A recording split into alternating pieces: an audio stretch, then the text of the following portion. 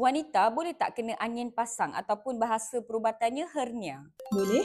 Apakah jenis-jenis hernia yang wanita boleh dapat? 4 jenis hernia yang perempuan boleh dapat. Kita ada inguinal hernia. Inguinal ni dekat pangkal ari-ari. Kita ada femoral hernia sebelah inguinal hernia. Yang ketiga, para-umbilical hernia. Ini pun perempuan senang dapat, especially pregnancy. Yang keempat, incisional hernia. Incisional hernia ni berlaku bila patient tu pernah buat operation. Dalam female, kebanyakannya caesar. Sebenarnya kan doktor, apa maksud angin pasang? Apa erti hernia? Boleh tak doktor terangkan dengan bahasa mudah? Lapisan kulit kita, kalau daripada luar, kita ada kulit. Bawah kulit, lemak. Bawah lemak, Tuhan jadikan satu lapisan. Lapisan ni kita panggil fascia. Fascia ni adalah lapisan yang paling kuat dalam badan kita. Nak pakai tangan koyak semua tak boleh. But anything yang menyebabkan ada benda lalu, sama ada daripada kecil dari pusat lalu ataupun operation, menyebabkan yang fascia tadi ni tak kuat. Bila dia tak kuat, bila kita makin tua, dengan kita increasekan kita punya pressure, dia boleh gemeri. Dia boleh macam ada lubang. Bila dia berlubang, itulah yang organ dalam badan kita keluar. Ikut bawah, ikut dalam lubang tu, duduk bawah kulit. Itu hernia.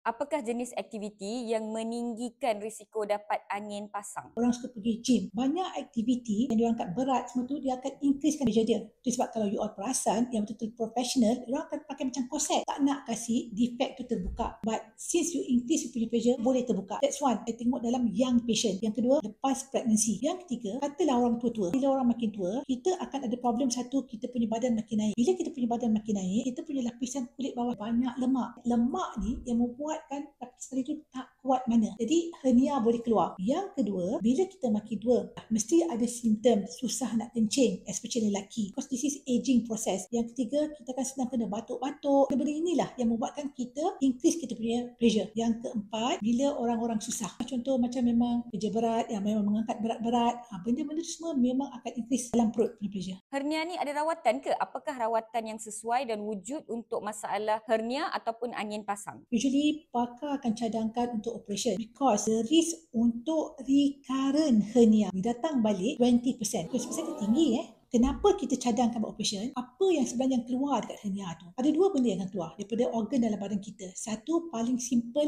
lemak yang keluar. Yang kedua adalah usus kita yang akan keluar. Kalau lemak yang keluar, mungkin pesakit tak ada masalah sangat. Dia akan rasa macam discomfort. Tapi bila usus tu keluar, ada possibilities yang usus tu yang dia keluar tu dia tak boleh masuk balik. So selalunya kita akan cadangkan buat operation supaya nak mengelakkan daripada usus hari ni, kalau dia 2-3 hari tak boleh masuk, dia akan tersumbat dan dia boleh pecah. Nak mengelakkan emergency. Patient yang pernah didiagnose ada hernia, especially yang pernah ada benda keluar, tak kira lah, regardless lemak ke, usus ke apa ke, memang digalakkan untuk buat operation. So guys, video ni dah lengkap dengan semua penerangan dan juga maksud berkaitan dengan angin pasang.